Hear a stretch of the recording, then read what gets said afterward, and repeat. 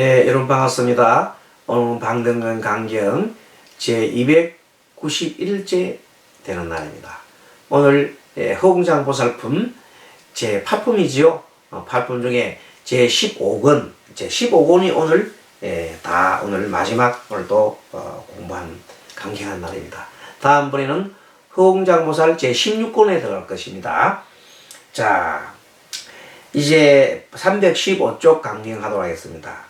그때에 세존께서 허공장 보살을 칭찬하여 말씀하셨다.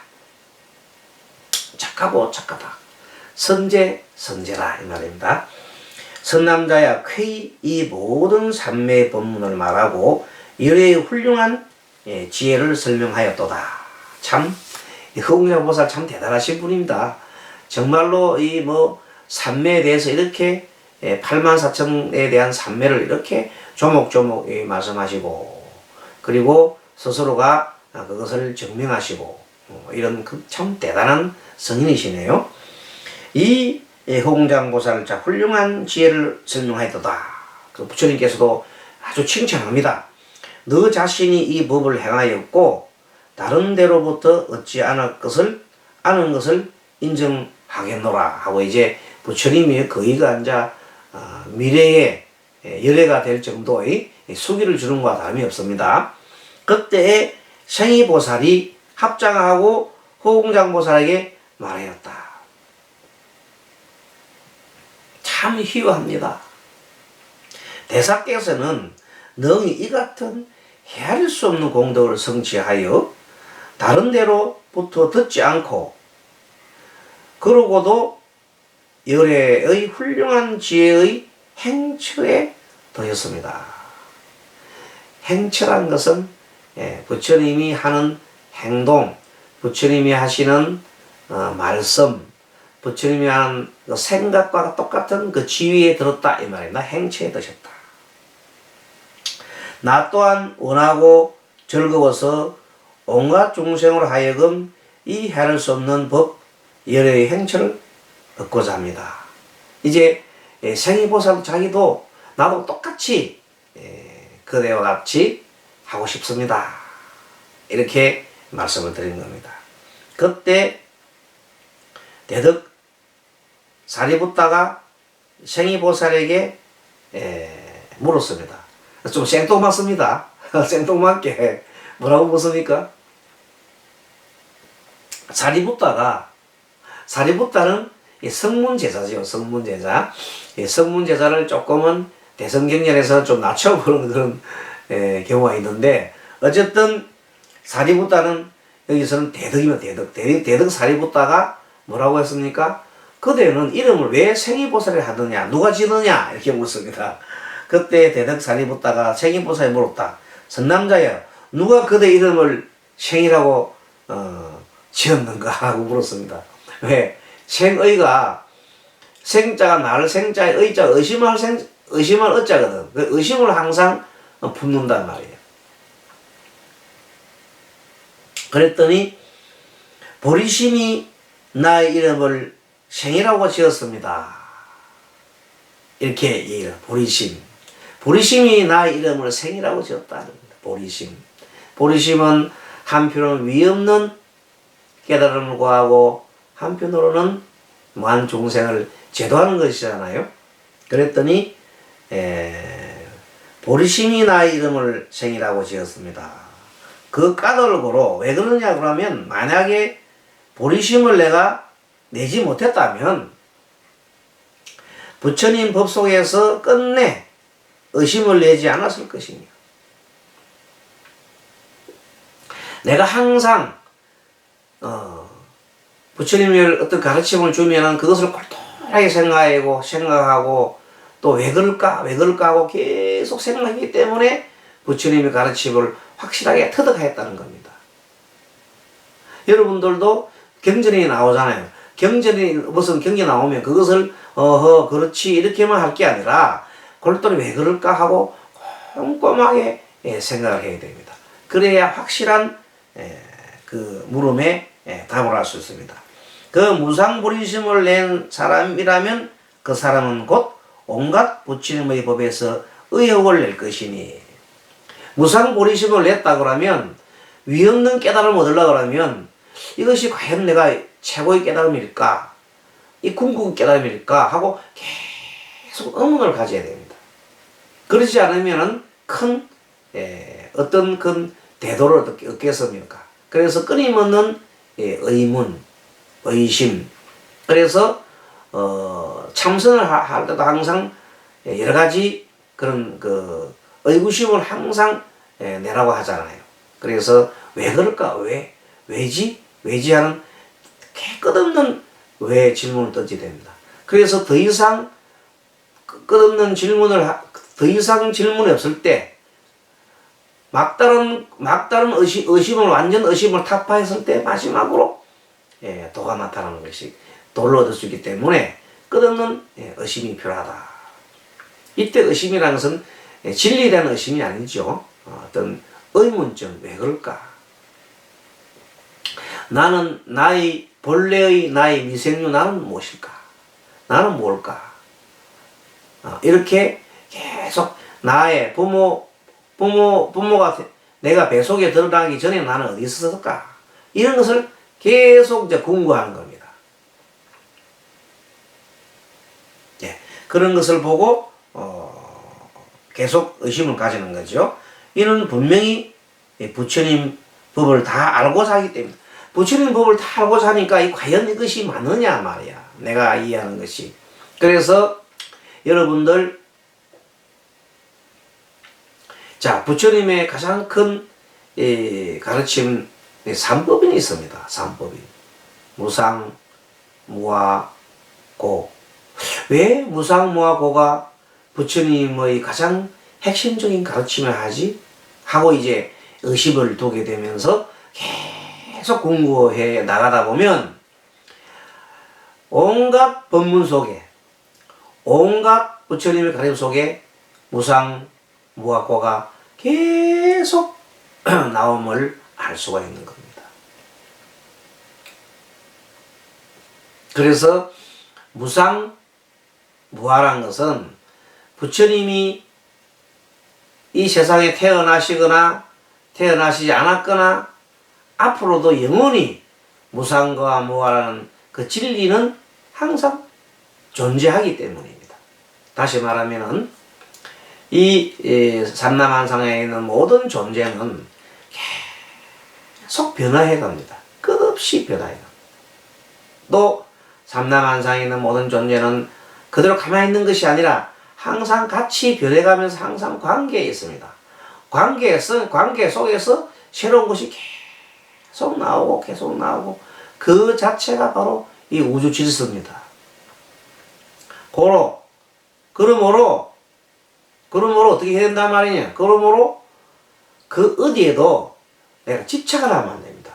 이미 변화하는 것이 진리인데 한 곳에 계속 집착하는 것이 아니다. 과거 생각에 머물지 말고 미래 생각에 머물지도 말고 현재 내 생각에도 계속 머물지를 말아야 합니다. 그래서 머무는 밥 너 마음을 내라. 그런 마음이 나온단 말이에요. 그래서 그 말이 뭔가 하면 집착하지 말고 내가 할 바를 꾸준하게 그냥 하면 된다. 대승보살로서 중생을 아까 뭐 사서법이잖아요. 사서법을 부지런히 이렇게 통해서 중생을 구제하되 이 진리의 말씀을 전해서 그들이 진리를 깨우칠 수 있도록 도와준다. 그래서 부처님께서 이제 의심을 하셨지요. 부처님의 의심은 어디서 나옵니까?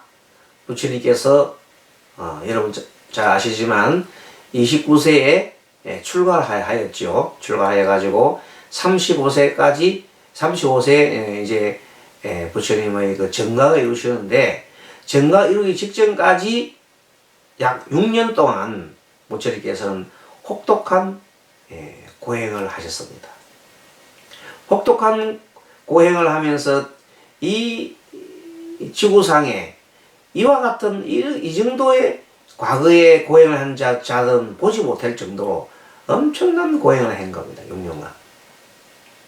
그렇게 고행을 하였음에도 불구하고 부처님은 끝내 대각을 이루지 못하시고 쓰러졌습니다.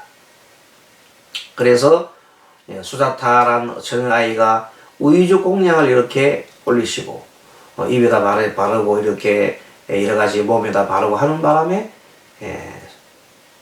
부처님께서 이제 기운을 차리신 거지요.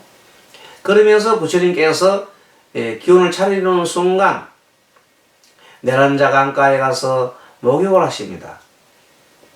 그 당시는 이 고행자들은 수염을도 깎지 않고 목욕도 하지 않고 물론 뭐 두발도 깎지 않겠죠. 그래서 그 몰골이 뭐 형편이 없지요. 그래서 음식도 제대로 먹지도 않고 몸을 혹사하고 왜 그렇게 혹사했느냐. 그래서 부처님께서 왜 내가 이렇게 그렇게 힘들게 6년간 고행을 했는데 왜 도를 이루지 못했지? 왜 도를 이루지 못했지? 하고 계속 지금 현재 얘기 말하는 생이보살처럼 뭘 해요? 이제 의구심을 가지는 거야. 왜 내가 도를 이루지 못했느냐 말이에요. 계속 이렇게 하다 보니 결국 부처님께서 도달한 것이 뭐냐면 그래 한 생각 때문이었다. 무슨 생각? 내가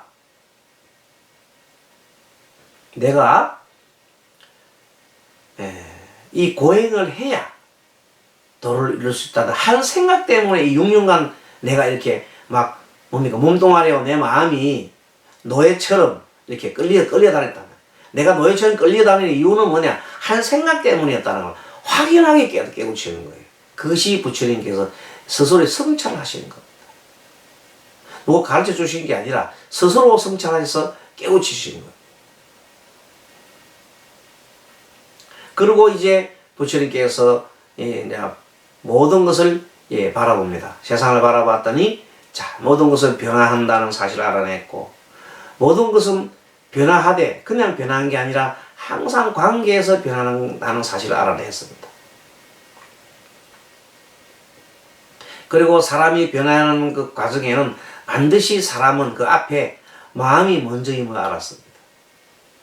마음이 있고 행동이 따라온다는 걸 아시고 부처님께서 그 법칙을 이제 알면서 계속해서 이제 보리수나무 아래에서부터 계속 사유를 합니다. 그 사유가 뭐냐면 왜라는 것을 계속 해 나가면서 관찰하고 또 생각하고 사유합니다. 그 사유는 왜의 사유입니다. 왜 의문을 가집니다. 그래서 딱 앉아서 이제 보리수나무 아래에서 앉으시면서 이제 내가 정각을 이루지 않으면 이 자리에 일어나지 않으리라는 결심을 하시고 딱 자리에 앉습니다. 그러고 난 다음에 7일 만에 새벽에 샛별을 보고 바로 뭘 알았습니까? 다 깨우쳤죠. 샛별을 보는 순간 딱 알은 것이 뭐냐면 이 모든 것은 원인과 결과가 있다. 내가 샛별을 보고 샛별이라는 아는 것은 내 눈이 있고 그 다음에 대상이 있고 내가 의식하는 생각이기 때문이다. 그래서 거기서 바로 세 가지 삼합이 일어나는 걸 알았습니다. 나의 감각기관과 대상과 그 대상에서 일어나는 식이 일어나는 걸 알았습니다. 감각기관이 없으면 식도 없고 대상도 알 수가 없고 그래서 마음이 중요함을 이제 확연하게 깨우치시는 것입니다. 그로부터 계속해서 관찰합니다. 왜 내가 죽는가? 왜 죽는가? 계속 생각하고 왜 죽는가 계속 해보는데 더 이상 그 답이 더 이상 의심할 수 없는 지경까지 이뤘어요. 그 답이 뭐예요? 태어났기 때문이라는 거예요. 태어났기 때문에 죽는다는 건 확실한 이치입니다. 그럼 왜 태어나느냐에 대해서도 의심 없는 더 이상 의심을 하고 계속해서 의심을 할 수 없는 단계까지 이르게 됩니다. 그 왜 태어날 수밖에 없는 인자가 있어요. 인자. 그 인자가 뭐냐? 바로 태어나야 하는 식이다. 식이 마음이에요. 그 마음이 다른 말로 유라고 그 마음이 왜 생기느냐 하고 또 계속 추구를 합니다. 왜 했더니 그 식은 끊임없는 행위를 하는 결과다. 행위를 하게 되면 결국 인식이란 것이 쌓이게 되고 인식이 저장이 돼서 다음에 또 새로운 원인이 되기 때문에 그 행이 있었기 때문에 그 행은 왜 있었느냐? 그리고 계속 또 이제 뭐 생각을 거슬러 올라가요. 왜 행이 있었냐 했더니 행이라는 것은 내가 좋아하는 마음이 있었기 때문이다. 좋아하는 마음은 왜 있었느냐? 계속해서 추구하잖아요. 결국은 뭐냐면 감각기관에 있어서 수용을 했고 수용함으로써 나온 이것이 계속 올라가잖아요. 그래서 계속 거슬러 올라가다 보니까 육입이 있고 감각 6가지 감각기관이 있고 감각기관에 있었던 이유는 또 하나의 이 몸이 만들어진 이유는 뭐가 있었어요? 과거에 또 태어날 인자가 있었다. 그것이 과거의 식이라는 겁니다. 과거의 식이 있고 과거의 식을 또 넘어서 식 전에 또 뭐가 있어요? 과거 식 전에는 또 뭐가 있어요? 또 과거의 행이 있잖아요. 그래서 과거 행이 있을 때 또 뭐가 있었냐면 항상 또 마음이 있는 거예요. 그 최초의 그 마음을 어리석음이라 무명이라고 하잖아. 그래서 무명이라는 마음 때문에 행을 짓고 행 때문에 다시 또 하나의 마음이 생기고 그 마음 때문에 또 어떤 유가 생기는데 그 생기는 유가 생기는 그 유가 바로 사람의 육체니 이 육신의 대표가 뭐예요? 6가지 감각기관이잖아. 육입이라고 하지. 6가지 감각기관으로 뭘 대상을 보잖아요. 대상을 바라보면서 대상을 바라보고 그 다음에 바라보고 듣고 코로 냄새 맡고 이 모든 것을 접촉한다. 접촉함으로써 수 받아들이는 거. 감각기관에 받아들임으로써 뭘 이렇게 해요? 하나의 생각을 일으키잖아요. 생각이 사랑하는, 좋아하는 생각, 싫어하는 생각, 이런 생각을 일으키잖아요. 그런 생각으로서 행동으로 옮기고, 행동으로서 옮기는 것이 또 뭐가 돼요? 마지막으로 식이 또 행동을 일으키는 것이 하나의 식이 되고, 그것이 미래의 생과 노사와 생과 미래의 노사가 되는 겁니다. 그래서 끊임없이 이렇게 반복되는 12인연법을 부처님께서 확연하게 밝히시고, 그리고 난 다음에 이 지혜가 밝아옴으로써 이제는 과거 전생, 나의 과거는 어딘가에서 과거를 쭉 거슬러 갑니다. 과거 세계를 다 밝히시고, 그리고 이제 나뿐만 아니라 모든 존재의 상, 이 중생들의 모든 존재의 과거상을 또 다 아시는 지혜를 터득하시고, 또 현재 하는 행위를 봐서, 현재 하는 업을 봐서 그 업을 봐서 미래가 어떻게 될 것이라는 것을 흔히 아는 지혜, 그게 청한통이잖아요. 청한통 나오고, 그 다음에 모든 번뇌가 소멸하는 것을 아는 그런 무신통을 열게 되는 겁니다.